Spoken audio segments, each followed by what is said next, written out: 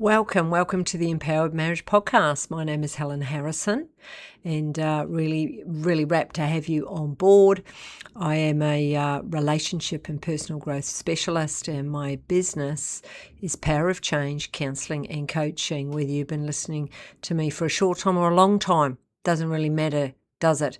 I have conversations on this podcast all about relationships, love and marriage.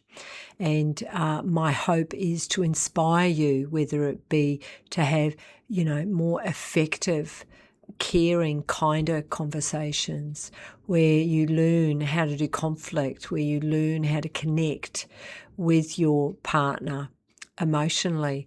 Look, it could be you're on this podcast because you're just in conflict and you actually really don't know how to get out of it. Or perhaps you're just so disconnected and you are sort of scrolling anything and everything and you've landed on me. So look, I hope I can really leave some nuggets of gold for you. I'd encourage you listen all the way through. Because you just don't know. I love listening to podcasts, and this is why I do my own. I love learning and growing, and I love then, I suppose you'd call it teaching or coaching others for you to get your inspiration and perhaps what you're going to work on. So today's podcast, let's get to it. It's episode 128, and the truth about emotional disconnection. So I imagine you have experienced what emotional disconnection is like. Now I'm talking about your intimate partner. I had a couple in recently who just missed each other, like totally. They were like two pit bulls going at each other, and there wasn't any emotional connection whatsoever. It was like fight for the death. And I asked them, what do you want? And they sort of looked at me a bit perplexed. Well, we want to fix our relationship.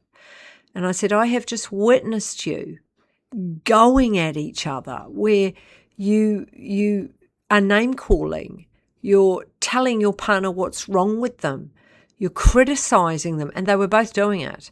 They were both quite similar.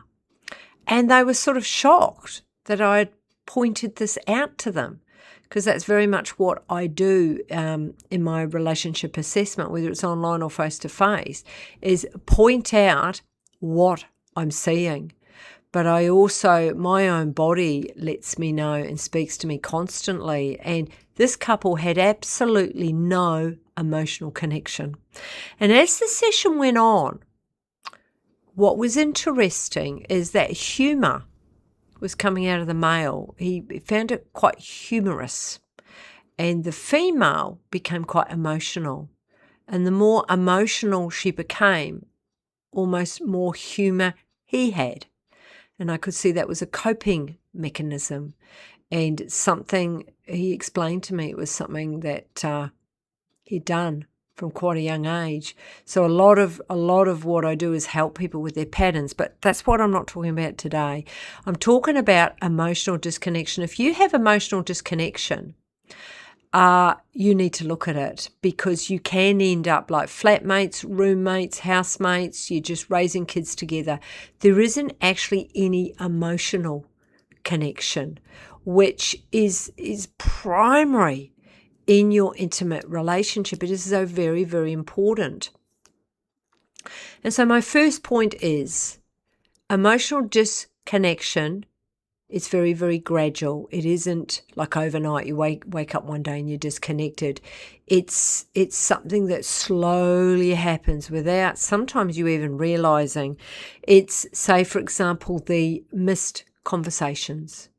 You have stopped making time for those conversations, the everyday conversations, the conversations when you're feeling nervous or vulnerable or worried or excited. Those conversations, those missed conversations. Another reason why it can be gradual is it's the hurts. And I see this in the long-term couples that come in. when we have unresolved hurts, those hurts still sit in our body. They still live there. I was listening recently to a research paper. Don't ask me to name what it was, but they were talking about keeping things in your mind until you don't need them. It's a bit like if you're swatting for a test. Like I remember I used to do that. Really practice like SWAT. I don't know if they call that in Australia. I'm from New Zealand, if you hadn't noticed.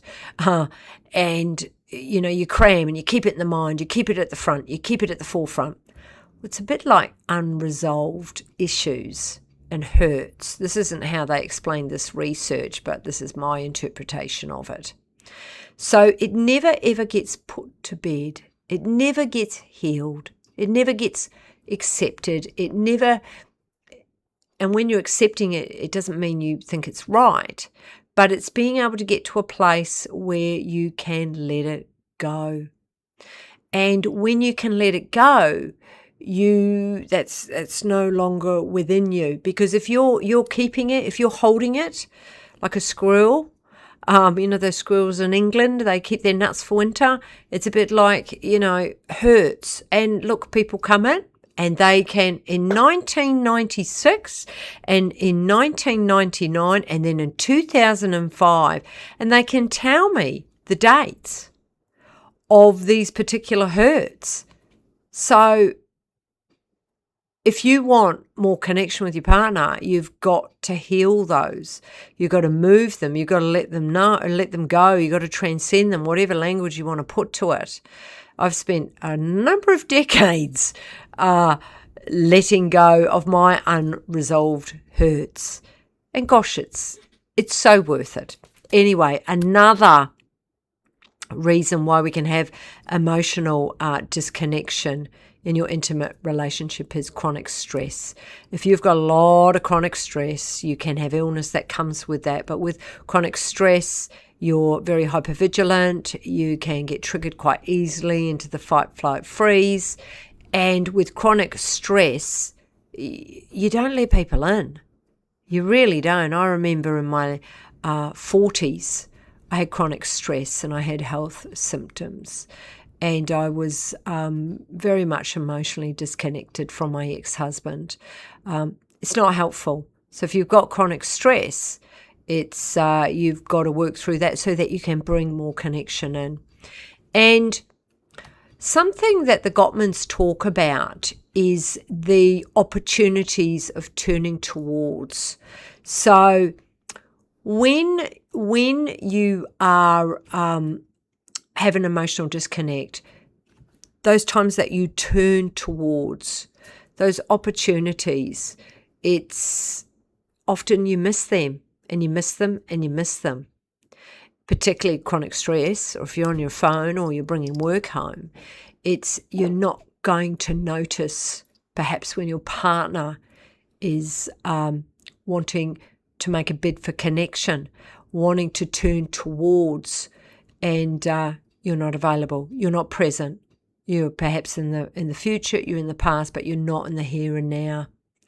So when there's emotional disconnection, it happens gradually. It's not overnight, and it's usually the result. In fact, I reckon most times the small moments that slowly over time create distance, because that's often what I'll ask my couples, how long?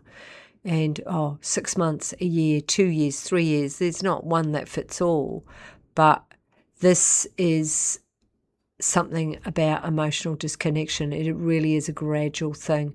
So my number 2 that I want to talk into about the truth about emotional disconnection is it's a symptom.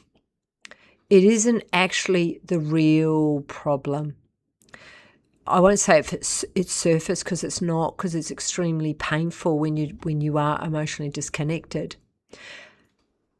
But it is a sign that the relationship is no longer safe. Something's been lost, and you've got to question, bring in some curiosity. What's happened for that emotional disconnection? And I talked in the last episode last week about the 4 horsemen. And listen to that. That's a great episode talking about defensiveness. So when there's emotional disconnection, yes, there's defensiveness, but criticism. Goodness me, criticism is actually more common than you think. And criticism, often when you are critical, you've got an inner critic within yourself. Were you raised by like a critical parent? Often there's a pattern there. So a lot of this is bringing in your own awareness. Okay, I'm being a bit critical. What's that about? And is it more present day due to the stress you're under? Or is it, the neuro pathway of criticism that you were raised with? This is what you know. So it is going to create emotional disconnection in your relationship. And I see it very, very often. Conflict also is a really big one. Look, I think a level of conflict is healthy in a relationship, but it is how you resolve conflict that's really important.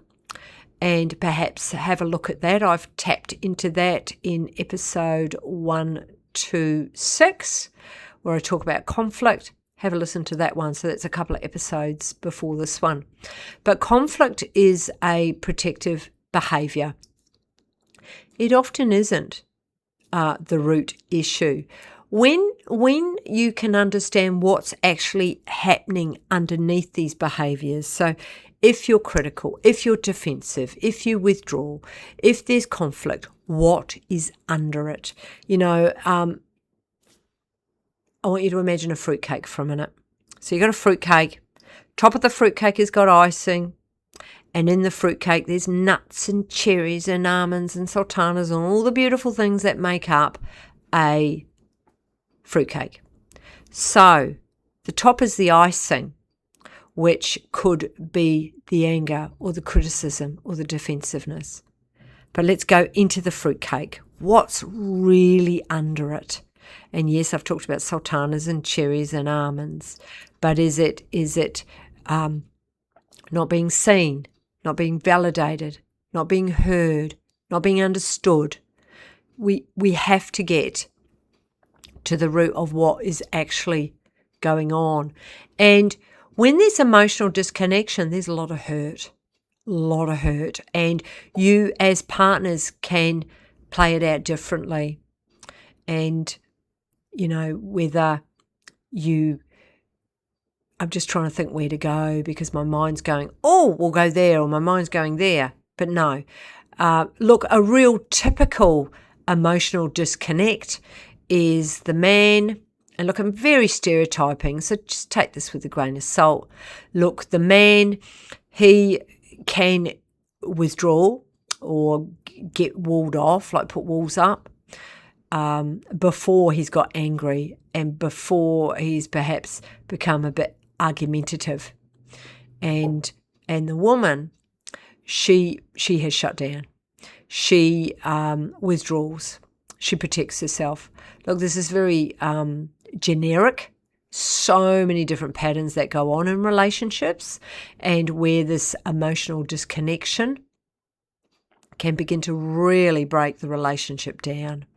So when you've got emotional disconnection, so do know it happens gradually. The emotional disconnection is a symptom. It isn't the real problem. You've got to get to the real problem. Did something happen 6 years ago? Was there an affair in the relationship? Was one of you caught gambling and your partner didn't know? Is there a drinking problem in your relationship? Is it the mother-in-law has moved into your house and you're not happy about it? What has happened that you haven't been able to unpack and talk about and get to a common ground? The Gottmans talk about 69% of perpetual problems. There is always going to be ongoing perpetual problems because we're humans and we've got different beliefs, we've got different values, and we often want different things. But it's being able to find a common ground, and that's with your dialogue and with your conflict resolution and being able to find a place where you can meet in the middle. When there is an emotional disconnect, you get less interested in meeting in the middle. You get less interested in your partner. You perhaps are speaking to people outside of the marriage. You've got friends, you've got different connections, you're speaking to someone at work. Your partner has become less important to you. And when there's that emotional disconnect, that it's a slippery slope. And the thing is, I'm here to give you hope that you can actually change this. Because reconnection, that's my third point. Reconnection starts with really small, consistent moments of emotional safety. So what does that look like? It looks like actually listening to your partner, hearing what they're saying. So I'm hearing you say A, B, and C, and this is making you feel blah, blah, blah. Have I got that right? So it's really listening to understand. You're not listening to them pounce and do your point of view. It's listening without actually defending. And it's a skill. It's something you have to learn how to do. When there is an emotional disconnect, it's about becoming curious. A couple come to mind where the woman, she was getting quite emotional. And I encouraged the gentleman to just be curious, because I could see where he normally went. He certainly showed me where he normally went. And I said, can we try something on for size? Can we just try for a moment? I want you to put your curious hat on. You're not going to fix it. You're not going to come up with any type of solutions. You're actually just going to listen. You're going to listen to understand. And I remember this chappie put his curious hat on and he listened. And he expressed to us both, so me and his partner, that it felt very, very uncomfortable. That he had learnt from a very young age to fix problems. He knew that that's how he got acknowledged from particularly his father when he would help his sisters. And so this was just a pattern that he did. He said he couldn't help it, and he felt really uncomfortable just being curious and listening to his partner. So this is something that he's got to practice, and he has been. And he's actually noticing that there is more of a connection that's happening in the relationship. So this is what I talk about, emotional safety, because this particular partner, the woman, is now able to be emotional. She's able to open up, and he isn't. He says he reminds himself to put his curious hat on and to be curious and to listen. So something they're practicing is she practiced being the speaker and he practiced being the listener. And then we go through a whole particular set of questions that I take them through, and then they swap.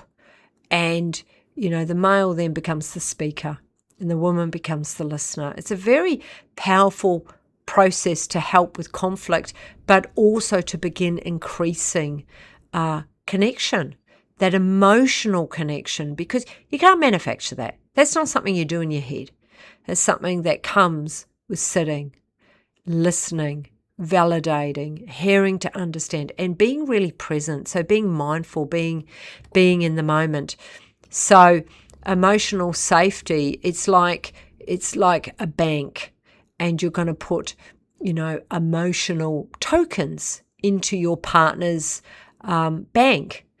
That can be a really helpful way to look at this.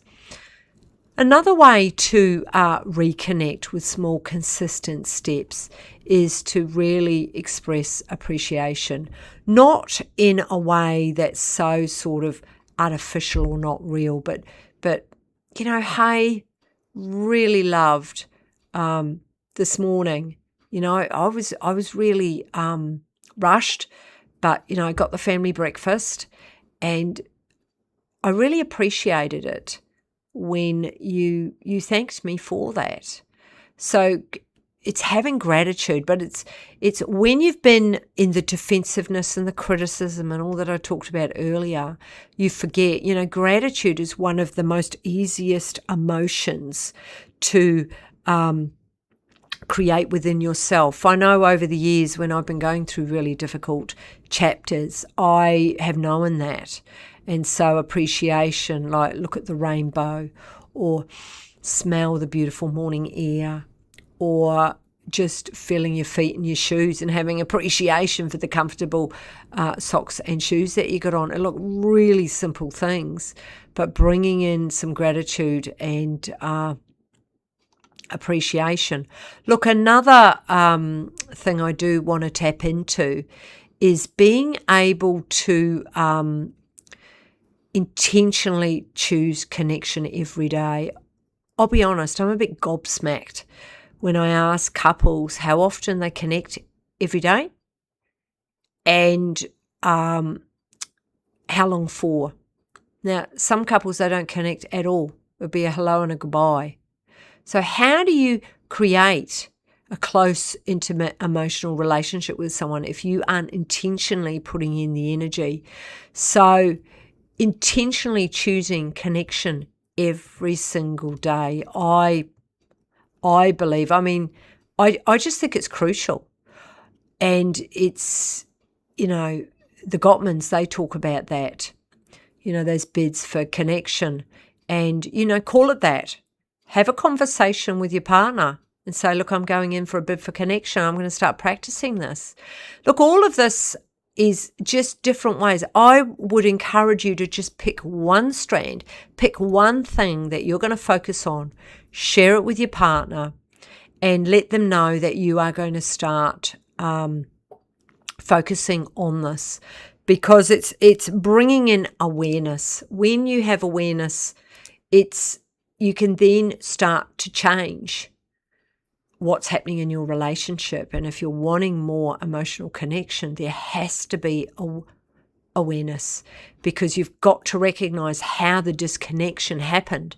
And you can only do that when you've got awareness. Secondly, it's the understanding of what's really causing it. And third is the action.